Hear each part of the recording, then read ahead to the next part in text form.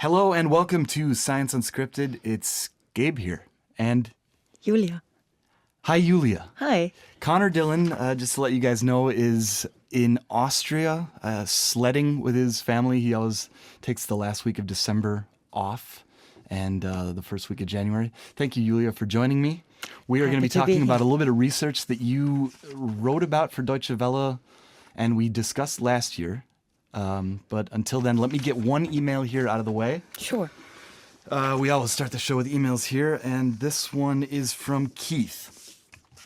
Gabe made a comment in passing about finding it difficult to say no to people in public situations. I can't remember the context, if it was being asked for a charitable donation at a retail store or some other solicitation. Your show plays on our local broadcaster at 3 a.m., so often the brain isn't quite as sharp and details escape me. Unbelievable, Keith, that you're listening at 3 a.m., but that's neither here nor there. Bear with me, Julia. Here we go. However, many people do find it difficult to simply say no for a variety of reasons. Socially, it can be perceived as being terse or rude.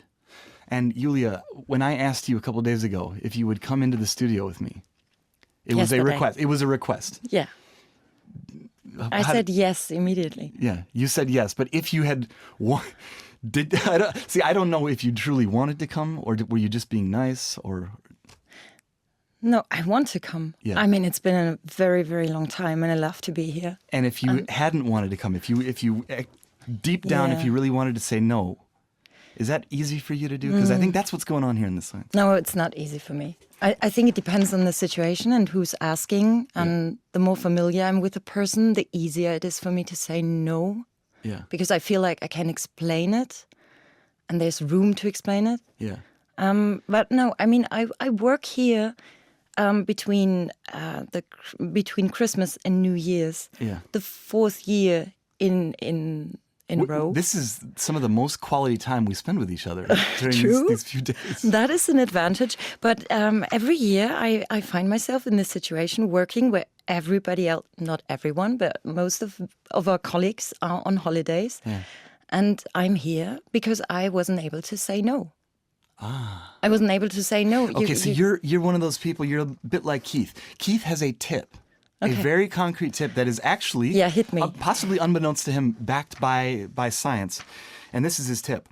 Using a phrase, even something as simple as, no, thank you, can be both easier for a speaker to say and for a listener to hear.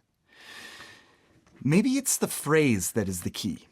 The phrase comes from a different part of the brain than an empathetic yes or no does. I have adopted the no thank you phrase and very quickly found that it simply rolls off my tongue in a way that no alone never did. It certainly works better than a no followed by some nonsensical explanation that simply popped into your head. I find that a simple no thank you, along with eye contact and a pleasant smile, suffices to end that part of the conversation in a pleasant and amicable way. And let me get out some research here. Keith is absolutely right. There is research that backs this. It's from Cornell University.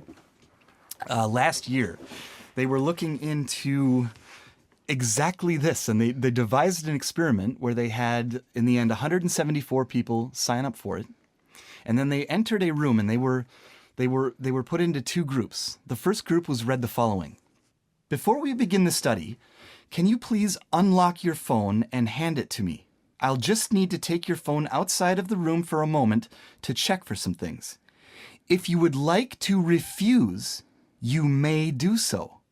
Refusing will not affect your payment or participation in the study." So this first group was given the right to say no. Mm-hmm. The next group was read the following: "Before we begin the study, can you please unlock your phone and hand it to me? I'll just need to take your phone outside of the room for a moment to check for some things. If you'd like to refuse, please say the words, 'I'd rather not.' Refusing will not affect your payment or participation in the study." So the key difference in this group, they were told exactly how to refuse. Mm-hmm. The first group had the right, and the second group was told how. There wasn't a huge difference in the two groups for compliance, whether they said yes or no, but there was a difference because each group was surveyed afterwards about whether or how free they felt to say yes or no. And the group that was given the script, told to say exactly how to refuse, felt way more free. I found that can interesting. imagine. Yeah, so like Keith is giving us a tip. Next time you don't want to do something, Yulia, next winter or at the end of December, if you don't want to be here working, say no thank you. No thank you, boss. I worked enough. Good tip. Thank you, Keith. But if you want to feel freer, it's nice to have a script, and that might help people because I'm one of those people I can't let people down. I tend to blow them off and ghost them. Yeah, and just I know that. Avoid it completely. Let's get to the research. Okay, so you wrote. We spoke about this last year. We literally spoke about this last year. Or the year before that, even I don't know. It had to do with New Year's resolutions. Yeah. And you spoke with a researcher, a psychologist, about a couple of tips that will help people if you do this. And some people do, some people don't.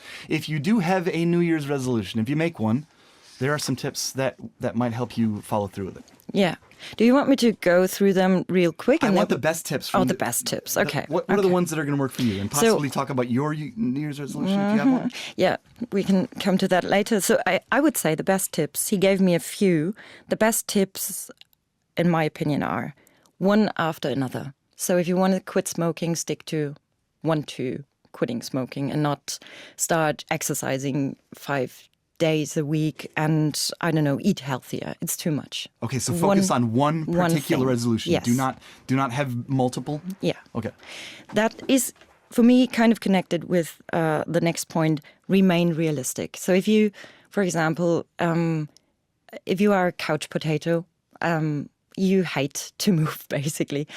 The idea of getting up 6 times per week and exercise or go for a run every day is probably too much. The bar is set too high. So why don't, stick to maybe two times a week. One a week. One a week.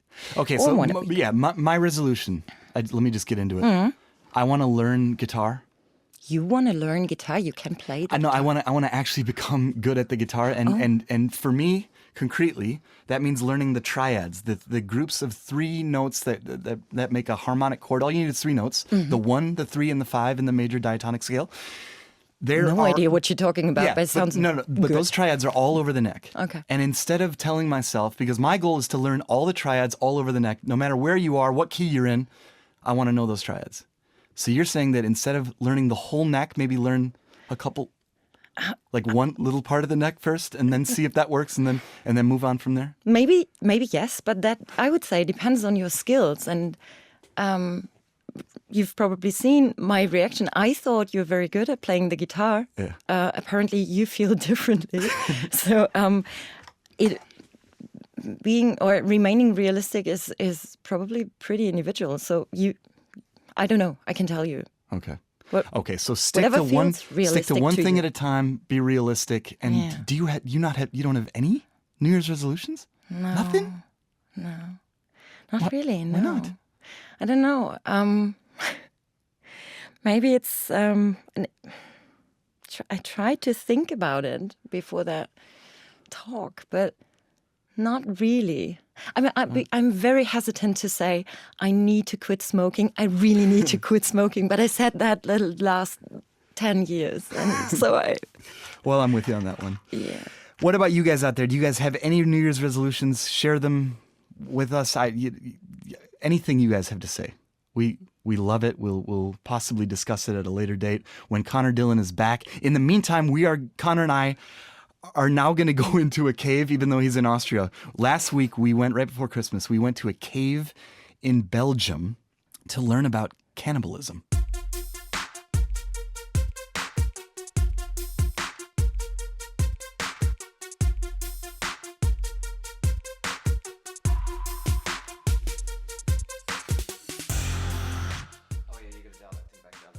Yeah, 1, 2, 1, 2, 1, yeah. So Gabe and I are standing in a cave in front of something close to 5 meters of stalactites, so coming down from the ceiling. and merging into each other, looking like octopi or squids or curtains, however you want to describe it. Yeah, we just learned that it's called a curtain, and I asked how long it takes for something like this to form. Again, I didn't know. Hundreds? Thousands? 500,000 years it took for this thing, which is probably, 20 feet in length, to form. And during that time, we're looking at this right now. Neanderthals probably also looked at this formation. And that's what we're going to be talking about today. Neanderthals. Marche de très longue distance, là ça va s'épaissir dans certains endroits, mais pas de manière homogène. Okay. Voilà, leur section de tibia, c'est une section de tibia de gens qui restent devant un ordinateur, si tu veux. That is the voice speaking in French of Isabelle Crevecoeur, speaking to a guy Thomas, who was leading us through that cave. And the reason why we said we're going to be speaking about Neanderthals is that Isabelle has just published, together with her team, a study about Neanderthals and their bones and cannibalism. Right. So Isabelle, she's a paleoanthropologist, somebody who looks at the bones of human beings and tries to figure out what happened to them. Mm. And what she and her team had proven before, what is known from this cave in kind of a random hillside in a valley in Belgium, is that Neanderthals ate each other sometimes. And that's true up to today. Sometimes people still eat. These things happen. So we knew that they were cannibals. We knew that they were cannibals. But now we know more about why they were cannibals? What they say in the paper is now we can say somewhat definitively, and that's what we wanted to go and talk to her about, is that when they ate other Neanderthals inside that cave, at that place that we were just standing, they chose to. They didn't have to. They chose to. Hi, my name is Isabelle Crevecoeur. I'm a paleoanthropologist. I work in France at the CNRS, and we are here in Goye because this cave is super important for Neanderthals, and I worked on bones that were found here, human bones. What did you find when you looked at those bones? So at first, we found traces on these bones that indicate that they were processed, they were butchered, like the animal bones from the cave. And this is what we call cannibalism practice, because clearly they were broken and cut, and this is the kind of thing you do when you want to eat someone. Isabelle, I just want to be as clear as possible here. Where we are standing right now in this cave, my boots on the ground, this is where bones were found, and it's very clear that Neanderthals were eating other Neanderthals right here where we're standing, or very, very close to it. So yeah, underneath your booth, there was Neanderthal bones, and we could see the marks showing that they were processed like the fauna that was eaten by the Neanderthal that occupied the cave about 45,000 years ago. So 45,000 years ago, the entrance to the cave is just, I don't know, a couple hundred feet behind me here. 45,000 years ago, somebody walked into this cave a couple hundred feet away and dragged a dead Neanderthal, or multiple dead Neanderthals, in here in order to feast, to have a feast that day or later. That's what happened right here in this cave. Yes, that's what happened here. We don't know if they brought here living people and then they killed them somewhere, and then what we have is the butchered part, or if they were bringing pieces, body part, but what is certain is that they processed it here. And how do we know that? As a paleoarchaeologist, tell our listeners how you can find that out from just looking at bones. So first was to identify that there were indeed Neanderthal remains. Then there was a lot of work refitting pieces together to make the bone more or less complete. And what we see is that they were not broken by the time, by geological process. They were broken by other humans.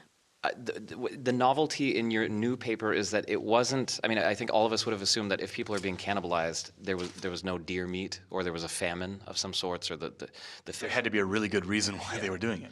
And I think what your paper is saying that it wasn't that they were for fun. They were hungry. They liked the taste of it. What was going on? Well, you can never exclude the fact that they liked the taste of it at one point. But it's not because they were starving, because there's thousands of pieces of fauna that is processed the same way from this cave. We know they had access to a lot of food. So they were not doing that by starvation. If I were barbecuing, and I were throwing the bones in the same spot every single time. There would be chicken bones, there'd be ribs, there'd be a T-bone, whatever. And it would pile up over time. And then mixed in there is a human bone. That's kind of like what your study shows, because it would show that I made a choice. I wasn't in famine, I made a choice. Is that a fair modern comparison of what your paper does?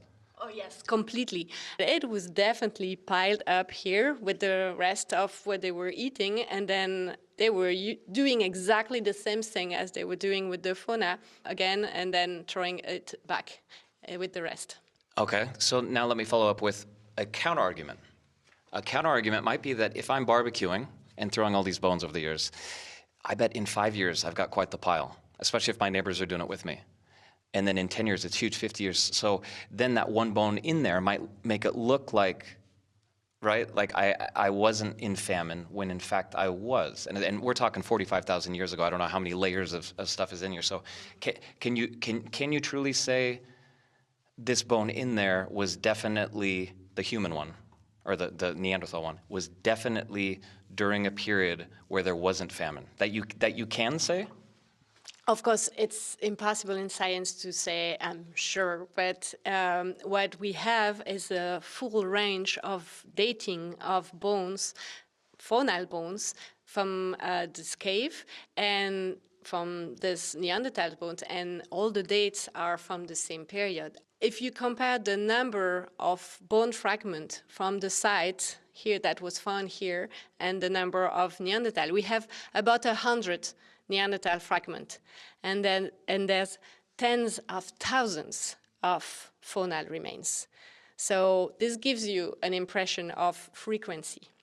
So there wasn't that much cannibalism happening here. It's just that it did happen here, and it probably happened at a time when there was plenty of other food to eat. Is that what you're saying? Yes, that's what I'm saying. And we cannot also know if it was one event or several events, year after year. This is also possible. But they were processing it the same way as the fauna, and they were definitely not starving at the time. Can you take us back into the life of a Neanderthal? If I lived in this cave 45,000 years ago, what was my life like for our listeners who might not know that?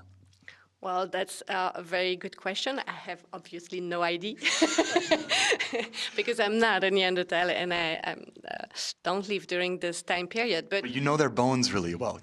I know that I know. What I can tell you is, like, based on the fauna they were eating, the climate was definitely a little bit more harsh than now. It's more harsh. They were coming here probably at some period of time during the year because it was a good spot to hunt and to process meat, and then they were probably moving somewhere else during a more difficult period. And hunter-gatherers or kind of a nomadic lifestyle, but in how large of groups would they have been? So you can imagine groups between 20, maybe up to 60 individual at most, from what we know based on genetic data. And these groups were composed of children, young adults, male and female. And you have to imagine a group living together, doing this kind of activity, maybe hunting, processing of the skin and other activity. And when they went hunting, what kind of weapons would they take with them? Spears, yeah. We know from other sites that the use of wood spear, is something that was very well known since much earlier period. Obviously, this is the kind of tool that doesn't preserve very well because it's organic, so it decomposes. But this is what we think was the biggest tool they were using to hunt. If I'm in a group of 20 to 60 other individuals, we go out roaming around, ranging around, looking for fauna, something like a deer, to throw my spear at, kill, bring it back to wherever we want to eat it. Is the likelihood high that I run into members of another group, and hence, I can only assume they're dangerous to me, right? That's an assumption that you can have. I think it's very important here to go back to the geography of the area, because the Meuse Valley is really a corridor between different regions. The density is the highest in this valley. So you can definitely imagine that at one point it gathered people during the year for, access to resources. And then the density changed through years, and maybe at some point you are more likely to encounter other groups. If that is the case, that these Neanderthals were cannibalized for fun or for pleasure, how does that change our understanding of them and possibly even us? I would not say fun or pleasure, but maybe as a threat. For me, the most sensible explanation would be conflict or, threat. And then when you are confronted to something that either you don't understand or that you feel is a threat, then the way to be relieved from that threat is to make it disappear. And eating someone is extremely strong. Last night, before going to bed, I was scrolling through social media and came across a clip I'd seen before of a CNN journalist sitting with a Homo sapien, a person today, obviously, a cannibal, or from a cannibalistic tribe. And the reason the clip keeps getting shared is because the cannibalistic member of that tribe explicitly threatens the journalist, freaks him out. Like you can see it in his eyes. He thinks he's about to be murdered and eaten. I think beheaded is what the tribal member says. The reason I bring that up is I guess it's easy to think about these Neanderthals and say, oh, that was a long time ago, 45,000 years ago. But are there tribal structures today, people, where we see kind of the same behavior, a mixture of, I'm mostly not going to eat humans, but when I cannibalize, it's for this reason? And if so, what do they say? What do they say about why they do it? So what we know from the study of this population and also from ethno-archaeological study is that you can eat an enemy because you want to destroy him completely. You can eat an enemy because you only need a part of it. You will not consume the complete body. You will just take a part, and it's like will empower you with the force of that enemy. And then there's cannibalism practice also that are ritual related to mortuary practice. It's when you are doing that on your own community. It's called endocannibalism. It's some kind of respect. You will eat some piece of someone from your community. It's a way to incorporate this person to make it live forever. So you see, the intention is so diverse that it's extremely complex to say we know what these Neanderthals were thinking of. But the context helps us to give another prospect. What led to your interest in this kind of science, this cannibalism? Oh, it's by chance, obviously, because it's really because of the work we have been doing here. So it's not a hobby. No, I did not grow up saying I want to study cannibalism in caves. Because I'm wondering, people do seem to be fascinated by cannibalism. I'm from not far from Milwaukee, Wisconsin, which is maybe its most famous resident is Jeffrey Dahmer, who he did a lot of things to his unfortunate victims. One of them was that he ate parts of them. I'm wondering where does that fascination come from? It doesn't seem like you seem to share it, but I'm just wondering if you have thoughts on that. No, I'm completely sharing this feeling. Obviously, It appeals to so many. Think about yourself, your humanity. How do you perceive the others, and what does it say about us? But for me, what is the most interesting thing is the diversity that is shown for Neanderthals. It's like we have Neanderthals that buried their dead. We have Neanderthals that ate them. We have Neanderthals that did other practice, and so they are actually more human than we may have think. And this is when we compare to Homo sapiens, we see the same kind of diversity in mortuary practice. And so this thing that they are as diverse as we are, this is the most interesting part for me.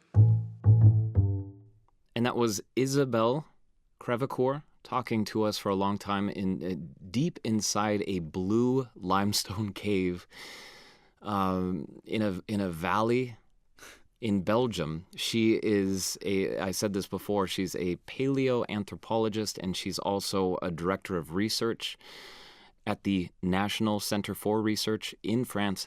Right now, when you hear this, she won't be anywhere near there.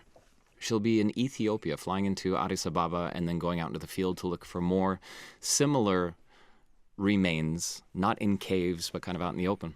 The point of this show is always to give you guys tips to live your lives better. I was wondering on the drive back how we were going to do that, because it's a hard kind of science to give you a takeaway or a tip that makes your life better.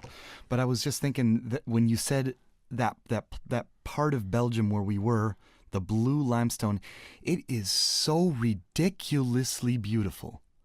Are you talking about the limestone or the place? The limestone, because almost every house or structure that is built there is built with this limestone, and the way in which those architects or builders use this stone is that is a takeaway or a tip. Go there. Were you paid by the Belgian tourism ministry Not underhandedly, and you're trying to get people to go to Belgium? Yes, you are. Not at all. Not at all. I smell corruption. I smell corruption. But what I have flowing through me right now is a huge desire to get me some of that stone. I know you do. And build You wanted it. to load up the car and drive back with some, which would have made no sense. A tip. One of the things going over to the Grotte de Goyer, I'm probably butchering the French, but that's what they're called, the caves of Goyer. I was thinking to myself, weird that I've never heard of these. I mean, we read a lot of journals and descriptions of articles. This has never... The caves themselves. The caves. Yeah. Why haven't we heard of them? It's because the tours aren't available in French. I wanted to recommend to all of you, hey, go take this tour. It's so interesting. You mean that they're not available in English? They are Yes. are available in French. I'm sorry. They're only... Once- I said that backwards. They're once only... a week. Yeah. The other days they're available every day if you know Dutch. Yeah, Dutch. Or Wallonian. Flemish. Flemish. Sorry. Yeah. So if you can speak or understand one of those two languages, this tour's for you. The tour operators themselves said they're working on getting English tours. I would argue that even if you don't really understand what they're saying, it's still an interesting walk through. These caves are pretty spectacular, and the area, as Gabe was saying, is really, really gorgeous. But last thing on cannibalism, is there a lesson for any of us to learn? Kinda. The more we learn about Neanderthals, the more they're like us Homo sapiens today. I think we're constantly trying to undo some of the images of the quote-unquote caveman that have been, perpetuated through film and comic books and comics and literature. As Isabelle says in that interview, we call them that because the remains that we can find tend to be inside caves, and they get buried under sediment, and we can find them. They were very similar to us. Do you guys find that concept as fascinating as we do? Tell us why, please. Why or why not? And send us an email to su@dw.com.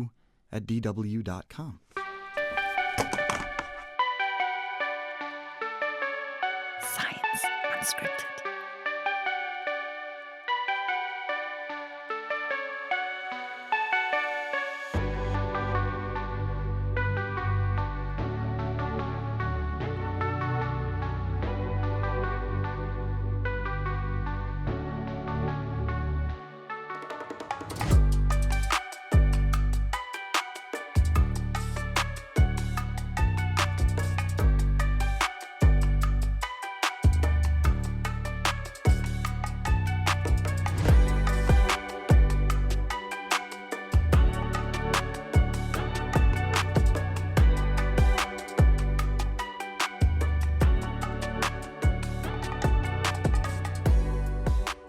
DW, made for minds.